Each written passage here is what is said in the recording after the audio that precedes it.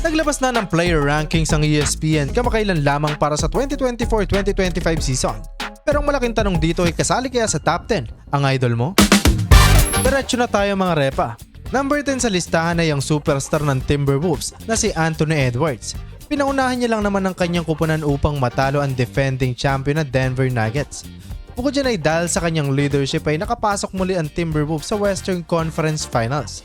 Ang huling appearance pa kasi ng Minnesota ay noong 2004, panahon pa ni Kevin Garnett.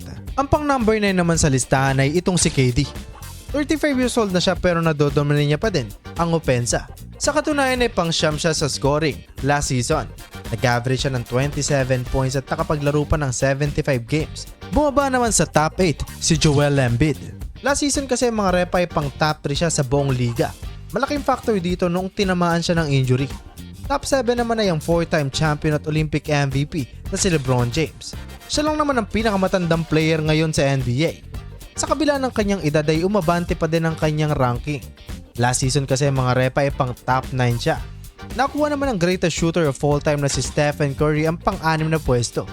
Sumatotal ay 253 3-point shot na lang mga repa upang maabot niya ang 4,000 mark. Isang panibagong record na naman ang kanyang gagawin. Base kayo sa average ay 63 games na lang at kaya niya nang basagin ang panibagong record na ito. Top 5 naman ngayong season si Jason Tatum.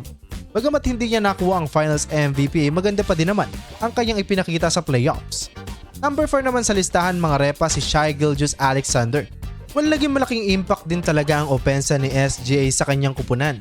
2 season na din kasing nag-average siya ng 30 points per game. Bukod dyan ay dahil sa kanyang pangunguna ay nakuha nila ang top seed sa Western Conference noong nakarang season. Bumaba naman sa top 3 si Giannis Antetokounmpo na last season ay pang top 1. Nag-average siya noong nakaraang season ng 30 points, 11.5 rebounds at nag-career high pa siya sa assist with 6.5 assists per game. Yun nga lang ay nadali siya ng injury sa playoffs kung kaya't isa din ito sa naging dahilan kung bakit bumaba ang kanyang rango. Si Luka Doncic naman mga repa ang nakakuha ng ikalawang pwesto.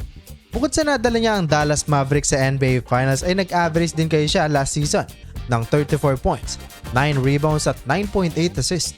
Halos triple-double mga repa. Siyang tunay na iba talaga ang kalibre ni Luka Magic. Ang nanguna naman sa listahang ito ay ang 3-time MVP na si Nikola Jokic. Magaling pumasa, may tira sa labas, kayang madomina ang ilalim. Rebounding machine na maituturing at maasahan mo din sa depensa. Ang kanyang leadership ang isa sa naging dahilan kung bakit nasungkit nila ang kampiyonato noong 2023. Well kayo mga repa, sangayon ba kayo sa ginawang ranking ng ESPN?